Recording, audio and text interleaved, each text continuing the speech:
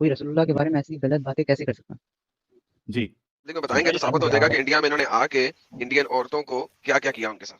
150-200 सफे सिर्फ इसी चीज के ऊपर है कि जब आप एक लड़की को गुलाम बनाओगे, वो कितने लोगों ने गुलाम बनाई, उसके बच्चे के साथ क्या होगा, वो बच्चा किसका माना जाएगा किसका नहीं माना जाएगा, and all this kind of bullshit ये उसने लिखी हुई है। जी, जे गार्डियन चिश्ती कादरी साहब, आपका बहुत बहुत इस्तकबाल है। जे गार्डियन साहब अनम्यूट करिए। अस्सलामु अलैकुम रहमतुल्लाहि व तआला बरकातहू। वालेकुम अस्सलाम व रहमतुल्लाहि व बरकातहू। क्या हाल चाल? जी हज़रत एकदम खैरियत, आप सुनाएं साहिल भाई? First class. अच्छा, मैं एक बस लोगों को बता दूं कि अभी परसों मैंने जो कम्युनिटी टैब में एक व्हाट्सएप का चैट ये डाला था स्क्रीनशॉट, कि एक जो कट्टर बरेलवी थे, उन्होंने वीडियोस मेरी देख के उन्होंने इस्लाम छोड़ा, तो ये जे गार्डियन साहब ही है। और बहुत सारे लोगों ने कभी कमेंट किया था कि इनका इंटरव्यू लो, तो इन्होंने कहा था कि मैं ऐसा फुल फ्लेज मतलब इंटरव्यू के लिए वक्त नहीं निकाल पाऊंगा, कुछ हालात प्रॉब्लम है, यानी घर का मसला है, तो मैं कभी स्ट्रीम में ज्वाइन करूंगा। तो इन्होंने आज ज्वाइन किया। बहुत बहुत शुक्रिया जे गार्डियन साहब। वाह रे वाह, क्या बात है जी, ये तो कमाल नहीं हो गया साहिल साहब। जी, और ये टीनेजर है एडम, सबसे बड़ी बात ये है। Oh nice, that is is a nice, teenager. Awesome. जी सर, एडम भाई को मेरा सलाम। वालेकुम अस्सलाम सर। जी सर। जी बताइए सर, क्या बोलना चाहते हैं आप, अपना दिल की बात। नहीं सर, मैं कितने देख रहा था स्ट्रिक्ट ये थे आप, मोमिनों की। कितना रसूलुल्लाह को मानते थे, किस हद तक जाने के लिए रेडी थे रसूलुल्लाह के लिए, फिर क्या हो गया ऐसा जो आप फिर निकल गए? अच्छा साहिल सर, आप मेरा टेस्ट नहीं लेंगे कि मैं मोमिन हूँ कि नहीं? बताया तो उन्होंने है अरे कि अभी आपसे बात हुई लास्ट टाइम यार। अच्छा चलो अच्छा, चलो, ठीक ले है। लेते ले लोगों के लिए ले ले लेते। दे दो, खुद ही दे दो, तुम्हारा ही क्वेश्चन, तुम मतलब खुद ही क्वेश्चन सेलेक्ट करो और खुद ही आंसर भी दे दो। जाओ, अल्लाह भी इतना अच्छा टेस्ट नहीं लेता, हम लोग ले रहे गुड वन। हाय हाय हाय हाय, माशाल्लाह हैं। हाँ, है ना? माशाल्लाह, सर दिल खुश कर ये देते क्या हैं। है बात है, टेस्ट में भी चीटिंग है टेस्ट की भी चीटिंग। ना? ले भाई, खुद ही क्वेश्चन लिख और खुद ही आंसर भी लिख ले। क्या बात है जी, क्या बात है, सवाल भी तेरा जवाब भी तेरा, बात हुई ना यार। जी सर। जी सर, ठीक है, मैं एक सूरह पढ़ लेता हूँ। अऊज़ु बिल्लाहि जी मिनश शैतानिर रजीम, बिस्मिल्लाहिर रहमानिर रहीम। अलम तरा कैफ फ़अल रब्बुक बिअस्हाबिल फील, अलम यजअल कैदहुम फी तदलील, वअरसल अलैहिम तयरन अबाबील, तरमीम बिहिजारतिन मिन सिज्जील, फजअलहुम कअस्फिन मअकूल। माशाल्लाह माशाल्लाह, माशाअल्लाह माशाअल्लाह। दिल से इन्होंने सीखा था कुरान यानी। सर मैंने तलावत अच्छी कर कुरान लेते हैं सीखा भाई। नहीं है, लेकिन सीखा नहीं है, बट मैक्सिमम आपसे ही इल्म हासिल किया है सर। जी, किस टाइप के बरेलवी थे आप, यानी वहाँ ये क्या कहते हैं उसको, जुलूस उलूस में जाते थे, या यानी क्या क्या, क्या कैसा था आपका लाइफ, कैसी थी as a teenager, as a Barelvi? अरे सर, हाथ में झंडा होता था यार जुलूस में। हाँ हम वो थे जो पहले सफ में खड़े होते थे हाँ और हाँ। ऐसा नारा मारते थे कि अगले दिन गला ही फट जाता था। एक नारा बोलो जरा। सर रात में सोए हैं, अभी उठ जाएंगे तो डंडे लेके। अरे भूत चढ़ गया है। जी ठीक। जी सर। जी सर, बहुत खुशी हुई कि मोमिनों को देख के कि उनकी हालात ही इश्क रसूल में इतने अंधे हो चुके हैं कि उनको एक हम्म, लॉजिकल और रैशनल बात समझ में नहीं आती। जी जी सर। और सर आपका बहुत बहुत शुक्रिया अदा करूंगा कि आपने मेरी आंखें खोल दी, वरना मेरा तो फ्यूचर ही इसमें ही बर्बाद हो जाता सर। रात रात जाके मिलाद में, जुलूस में और बहुत से जुलूस में जाना होता था। और हम्म मैं इतना कट्टर था कि मतलब मेरा एक इंस्टाग्राम पे इस्लामिक पेज भी था, जिसको मैंने अभी हम्म एथियस्ट का पेज में कन्वर्ट कर दिया है। हम्म। ठीक है। तो मैं पहले वहाँ पे इस्लामिक पेज में अपना इस्लामिक अकाउंट में इस्लामिक कंटेंट डाला करता था। अरे वाह, जी सर। तो जबरदस्त, यानी इतना इन्वॉल्व थे और दिल से आप मान रहे थे, फॉलो कर रहे थे। अरे यस सर, अगर अगर मैं अभी मोमिन होता ना तो आपको अहले खबीस बुलाता।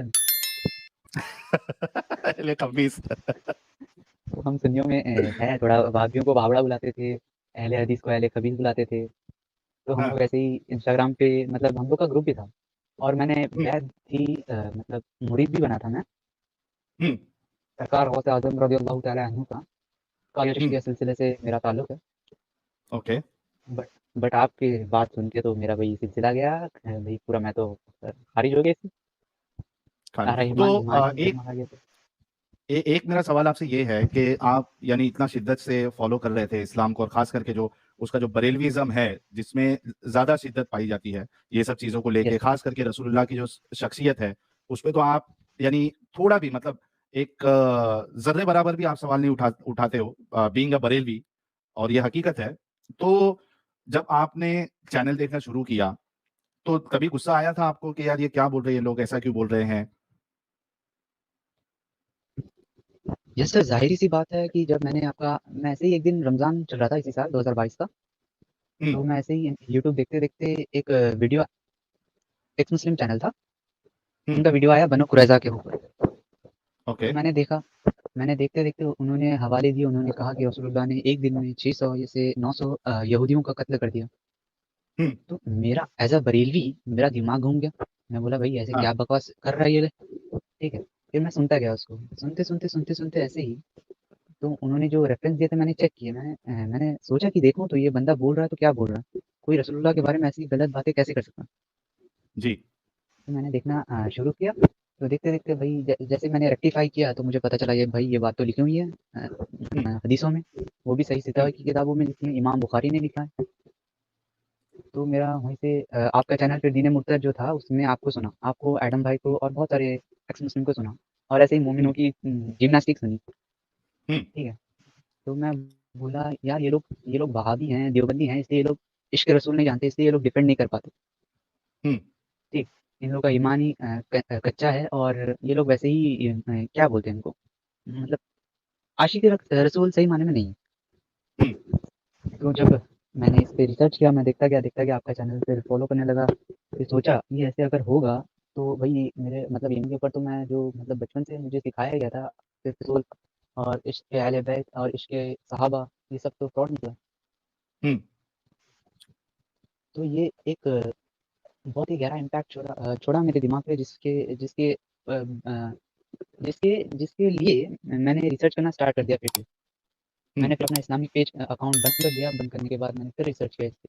मैंने हुँ, अहले सुन्नत वल जमात के साइट से देखा, आला हज़रत की किताब से देखा, बहुत से ऐसे देखा। मैंने देखा कि इन बरेलवियों का ज़्यादातर जितना अगर उनका जो फाउंडेशन है, उनका अकीदा है।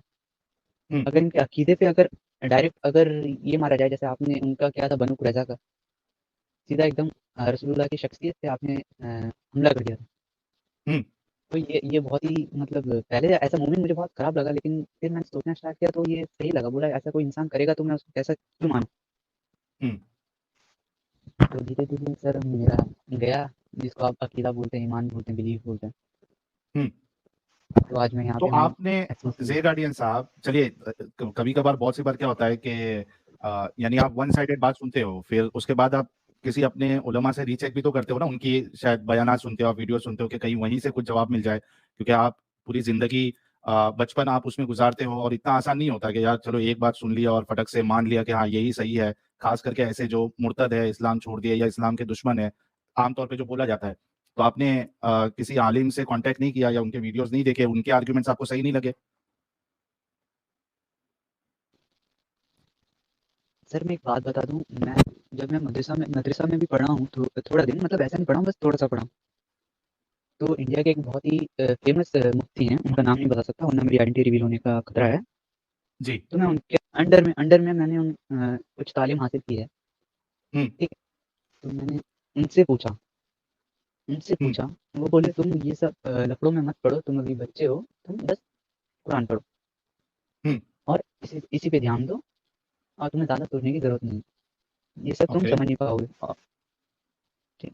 और जो हमारे अभी इमाम हैं, मैंने उनसे भी एक बार राब्ता किया था, मुस्लिम होने के बाद मैंने पूछा उनसे, हुँ, हुँ, मैंने बोला हज़रत ये ज़रा आप मलकत अयमानकुम का तर्जुमा बता सकते हैं क्या?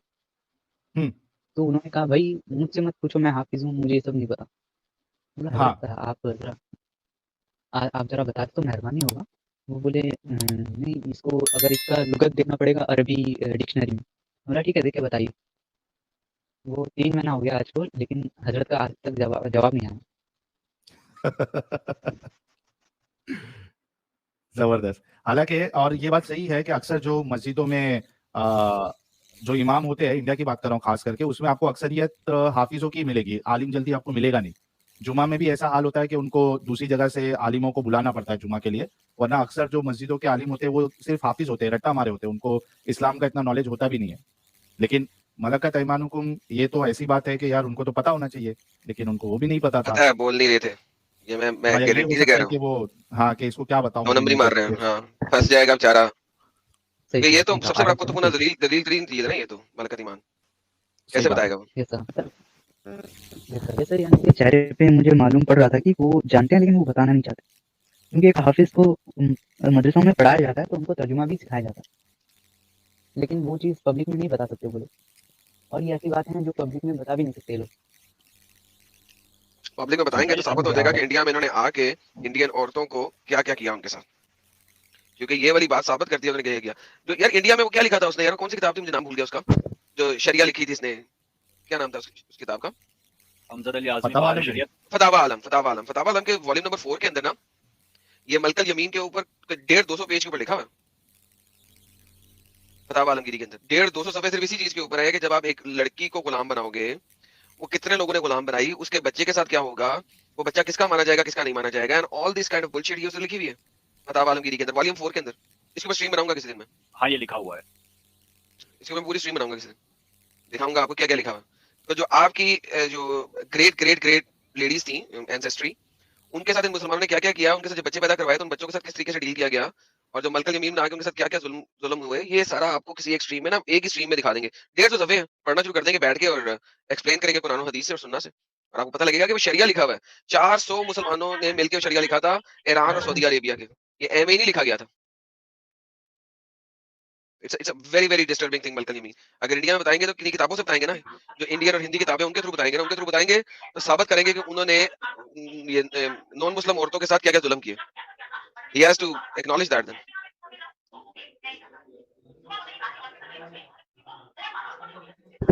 ये अब्दुल्ला जी भाई सर, आपके बैकग्राउंड से शायद नॉइस आ रही है। अच्छा, ड्रॉप हो गई। यानी इतनी खुशी होती है कि और खुशी मुझे इस बात की है जे गार्डियन जैसे लोगों के लिए कि बहुत कम एज में ये लोग बाहर निकल गए, तो ये जो एक लंबा पार्ट इनकी लाइफ का जो वेस्ट होने वाला था उससे बच गए, तो ये ज्यादा खुशी की बात है। True that. ये और इन्होंने हमारी एक नुक्ता रखा था साहिल साहब, इन्होंने ये कहा कि मैं सुन्नी बरेलवी जमात से हूँ, और हाँ। इन्होंने ये कहा कि हमारा सबसे बड़ा जो हथियार है वो इश्क रसूल है। बिल्कुल पॉइंट इनका नोटेड था, और उन्होंने ये कहा कि जब मैंने ये सुना कि मोहम्मद का चरित्र कैसा था, किरदार, हाँ किरदार कैसा था, तो इस किरदार को आपसे समझने के बाद ही ये अलहदा हुए। ये बहुत इनका बारीक निकात था जो मैं इनकी बात से समझ पाया। बिल्कुल बिल्कुल। और इतनी खुशी होती है मुझे कि लोग जो है हमारी स्ट्रीम्स देख के, अब प्रॉब्लम ये है जैसा जे गार्डियन साहब ने हिम्मत दिखाई, अब्दुल्ला मेरानी साहब है ये हिम्मत दिखा रहे, हर कोई ऐसा हिम्मत नहीं कर पाता स्ट्रीम में जुड़ने की, लेकिन इम्पैक्ट तो बहुत हो रहा है, इसमें कोई शक नहीं है। इम्पैक्ट हमारी वीडियोस का इतना हो रहा है कि कट्टर से कट्टर जो बरेलवी है या देवबंदी जमाती है, हर कोई सोचने पे मजबूर हो गया है, दिमाग लगाना शुरू किया है कि भाई ये जो बता रहे हैं ये वाकई में है भी क्या नहीं है, चलो चेक तो करते हैं, कहीं ये दुश्मनी में तो नहीं बता रहे। तो वो जब चेक करने जाते हैं, सोचते हैं, तो निकल जाते हैं। और उसी की मिसाल जो है ये, अब देखिए हमारे साथ असलम भाई है, एक्स मुस्लिम जॉली एलएलबी साहब है, अब्दुल्ला मेरानी साहब है, ये सब उसी यानी क्या कहते हैं उसको, उसी वो एक कहावत है ना, नाव का हिस्सा है वो, यानी जो सवारी होती है, ये सब उसी सवारी के सवार है ये।